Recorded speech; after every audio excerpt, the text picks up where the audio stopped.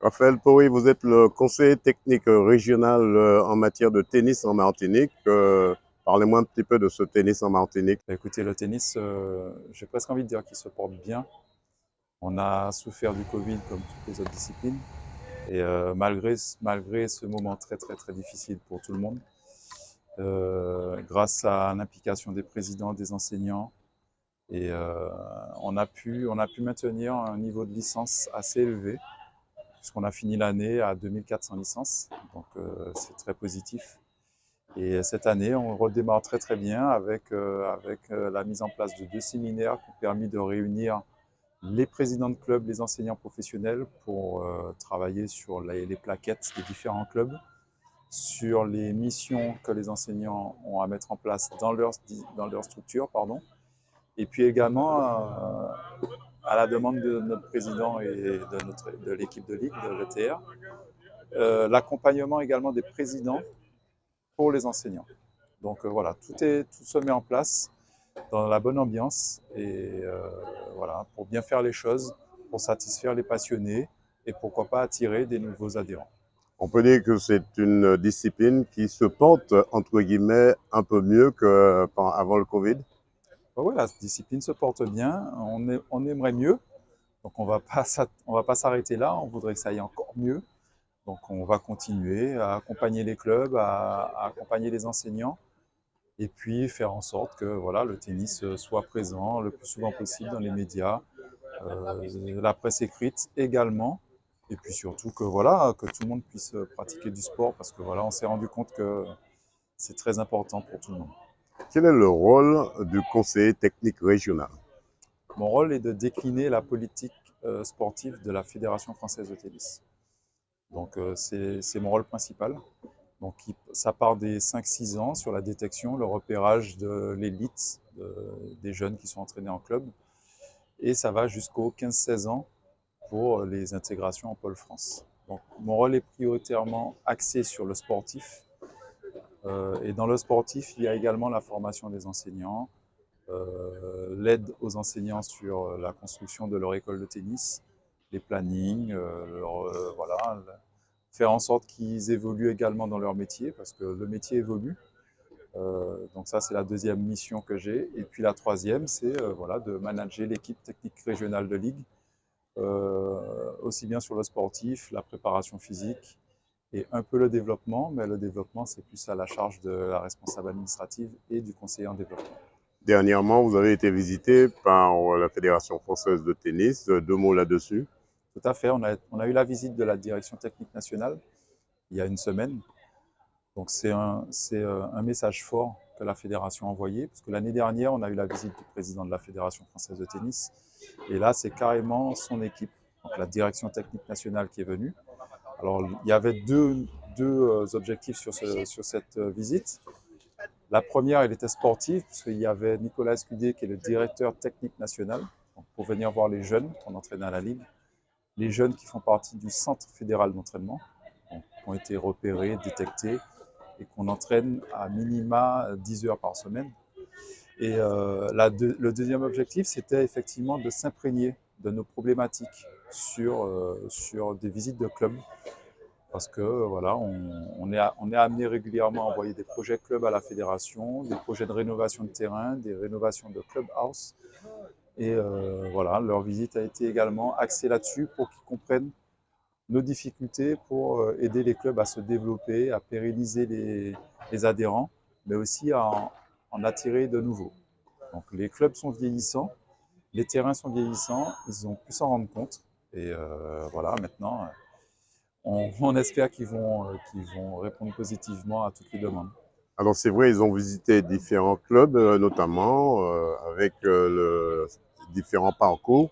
C'est important pour vous de voir une telle délégation de la fédération visiter les clubs de Martinique. Ah oui, c'est très très très important. On fait partie de la même famille, hein. On est juste délocalisé, parce qu'on décline, comme je vous l'ai dit, hein, ma mission est de décliner la politique fédérale au niveau de la Martinique.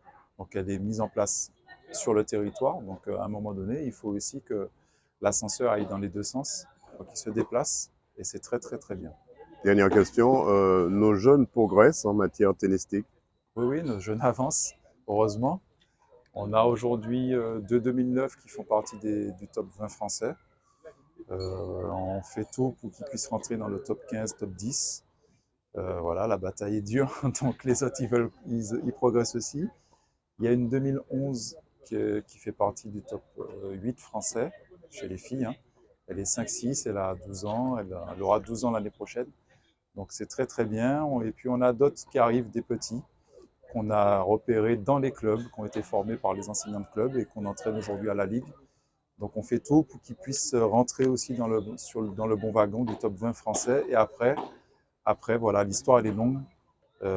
C'est pas simple d'arriver à haut niveau, mais par contre c'est une bonne école de la vie. Donc on croise les doigts pour qu'un jour, voilà, on en ait régulièrement qui rentrent sur le circuit professionnel. Raphaël Pourri, 100% Sport vous remercie. Merci. Après le Téléthon des motards qui s'est déroulé aujourd'hui, également, il y avait le Téléthon du paddle avec moi, Maïva Richer. Deux mots sur ce paddle Téléthon. Alors, on a organisé la manifestation 24 Corps Padel, qui a débuté vendredi 2 et qui prendra fin samedi à minuit, dans quelques heures. Alors, sur l'ensemble du week-end, on a eu environ 46 inscrits. Donc voilà, c'est une manifestation qu'on a mis en place assez tardivement. L'idée nous est venue d'Olivier Moreau et du coup, j'ai pris en charge toute l'organisation. On a bouclé en 2 semaines et on est satisfait. Alors, il y a eu les dons, effectivement. Les dons qui sont récoltés seront reversés à la FM Téléthon. Exactement. Tous les dons récoltés seront reversés à la FM Téléthon. Et en plus, nous avons mis en place une urne pour récolter des dons supplémentaires en plus de la participation de 10 euros. Voilà, en dehors de ceux qui se sont inscrits pour participer à ce défi, vous avez quand même été assez large avec une urne qui permettra à des personnes de donner ce coup de pouce à la FM Téléthon. Exactement. Comment l'idée vous est venue de mettre en place ce défi? Ben, en fait, c'est comme je disais, c'est venu d'Olivier Moreau. On discutait, il m'a appelé, il m'a dit et si on faisait 24 heures padel pour le Téléthon. Et tout de suite, ça m'a plu, je me suis dit bon, ben, pourquoi pas. On a essayé d'innover, on a fait quelque chose de nouveau. C'est la première édition et on espère que l'année prochaine, ce sera encore mieux. C'est une première également pour le tennis club La Plaine du Lamentin. Exactement, c'est une première. C'est dans le monde du tennis, c'est une première. Ouais. Lucas Meyer, une finale, on va dire, électrique pour vous. Oui, une finale avec de la tension, avec de l'intensité. Il y a eu de la bagarre, c'est bien.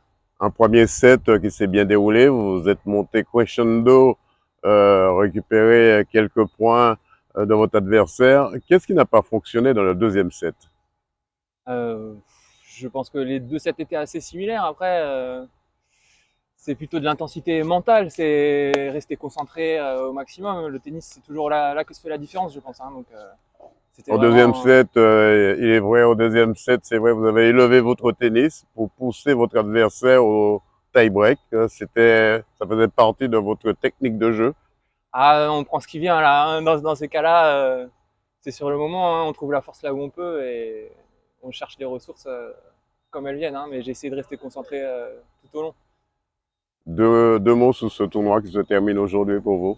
Eh ben, c'est toujours un plaisir de venir à La Plaine.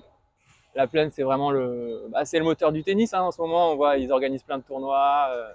Voilà, c'est là que ça se passe. Et puis les infrastructures sont superbes, donc on profite, on est là. Alors, vous êtes du tennis club de Plateau-Roi. Comment ça fonctionne à Plateau-Roi? Plateau-Roi, c'est un club assez moyen au niveau taille. C'est pas un très grand club, mais on a une bonne ambiance, c'est familial. On a des supporters quand on joue. Enfin voilà, c'est très convivial, c'est sympa comme club. Des projets pour d'autres tournois? Là, on va faire une petite pause. On fait une petite pause et puis on reprend en 2023 plus motivé que jamais. Comme de Rod, vous venez de remporter ce tournoi dans la catégorie plus de 35. Deux mots sur ce parcours. Écoutez, c'était un très beau tournoi tout d'abord. Merci au TC La Plaine. Et puis dans le parcours, j'ai fait des beaux matchs, notamment que ce soit en senior ou en plus de 35. Avant-hier, la demi-finale était très serrée également contre Gilles. Et donc ici, en finale, il a fallu aussi élever le niveau. Et je rends hommage notamment à mon adversaire qui a su me pousser dans mes retranchements, puisqu'avoir mené à chaque fois au score dans le set, il a réussi à recoller. Et il a fallu que je serre le jeu pour gagner cette finale.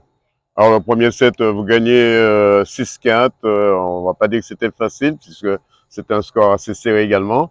Et au deuxième set, on vous a vu un peu remonter un peu votre niveau de jeu et un peu d'énervement aussi au deuxième set, non? Alors effectivement, le premier set 6-4, on enchaîne. J'enchaîne plutôt pas mal parce que je mène 3-0. Et là, Lucas a de nouveau bien serré le jeu. On a haussé le niveau de jeu tous les deux. Et donc ça a été tendu tout au long du set, jusqu'à la fin, jusqu'au dénouement un peu cruel du tie-break. Justement, en parlant du tie-break, dans quel état d'esprit étiez-vous au moment où votre adversaire vous pousse au tie-break? Écoutez, j'ai eu une occasion effectivement de gagner le match avant. Donc c'était pas simple au départ du tie-break, mais en revanche, je démarre très bien, parce qu'une fois de plus, je mène 3-0. Et là, Lucas, de nouveau, remonte, mène 4-3, 5-3, il a une balle de match. Et il a fallu effectivement très bien serrer le jeu, un peu de chance, bien évidemment, toujours, pour gagner ce match.